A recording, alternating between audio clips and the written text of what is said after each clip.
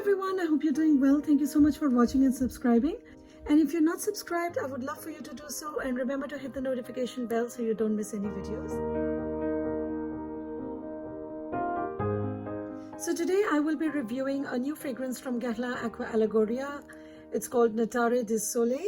It is a floral fragrance for women and it was released this year in 2021. And it was created by Thierry Wasser, who is the in-house perfumer for Guerlain, and Delphine Yelk.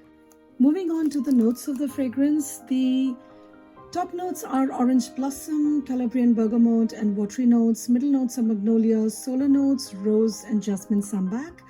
And base note is honey. Just look at the bottle, isn't it pretty? I always like the Aqua Allegoria bottles. And I love how the color of the liquid generally gives you an idea of the fragrance. It's a very light, soft yellow. So it tells you that it might be warm. Like this one has honey, and the color of this one is quite similar to honey. Now moving on to how it develops and wears. So it starts out like a cologne. It smells quite unisex, very fresh. It's quite watery, very citrusy, quite fresh and juicy. And I get a lot of bergamot, very watery bergamot. And it's quite green, and there is a bit of honey. It's not very pronounced at this stage, and it smells quite soapy, even clean, quite transparent, as I said. And at this stage it is like a unisex cologne, and it stays like that for about maybe 5-10 minutes, and then the honey starts to peek through, and I think it warms up, and I think that's when the solar notes also start to kick in.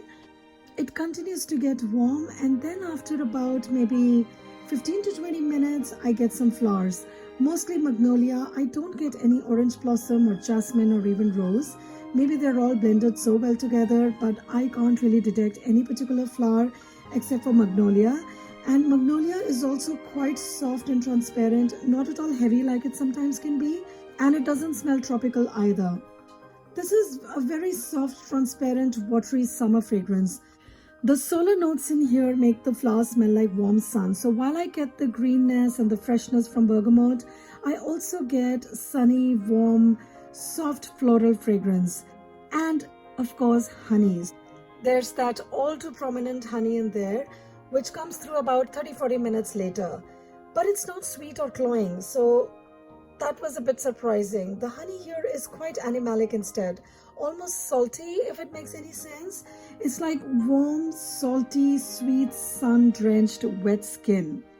It's like someone coming out of the warm ocean after a swim. So it's quite delectable, quite warm, and the honey in here is not sweet, which is very interesting, and I have to hand it to them.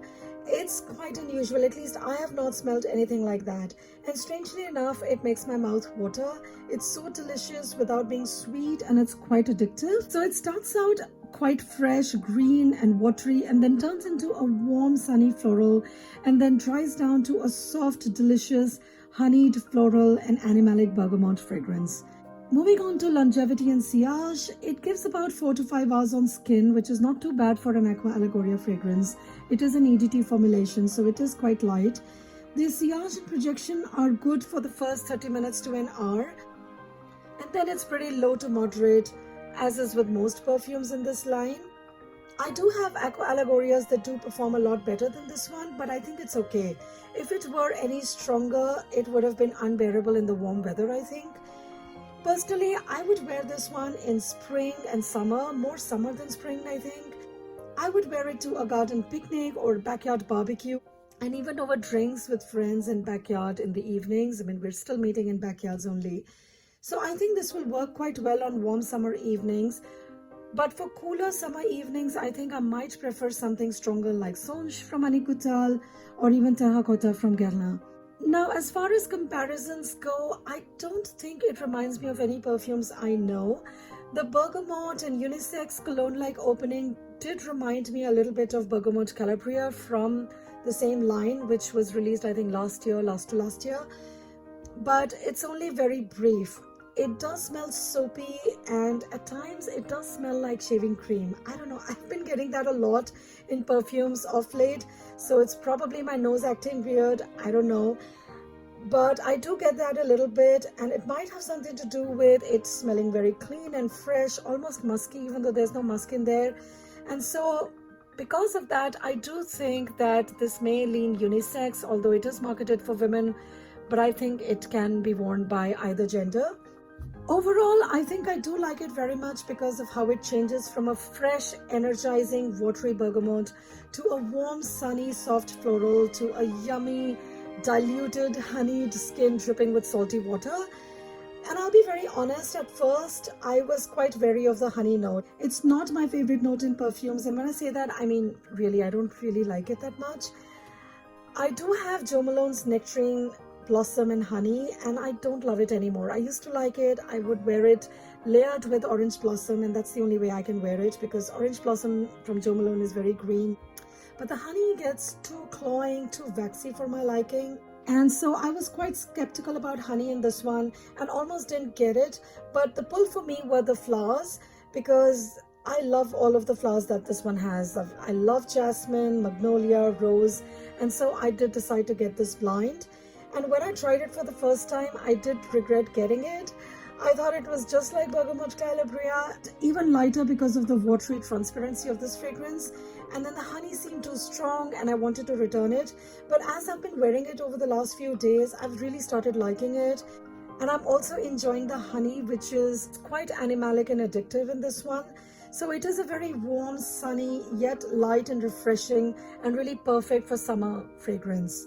Moving on to my recommendation, well, I do think this one is definitely worth checking out if you don't have anything similar.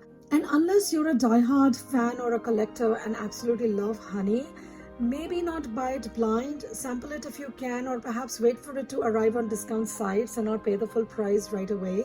But I do think it's a pretty interesting fragrance and I am not going to return it. I mean, at first I thought I was going to, but I'm not. I'll keep it because I have been enjoying this quite a bit now. So that was it, guys. I hope you enjoyed this review. Please let me know in the comments below if you've tried it and what you think of it. And give this video a thumbs up if you liked it and subscribe to my channel for more reviews and videos like these. Thank you so much for watching. I will see you in my next video. Bye-bye.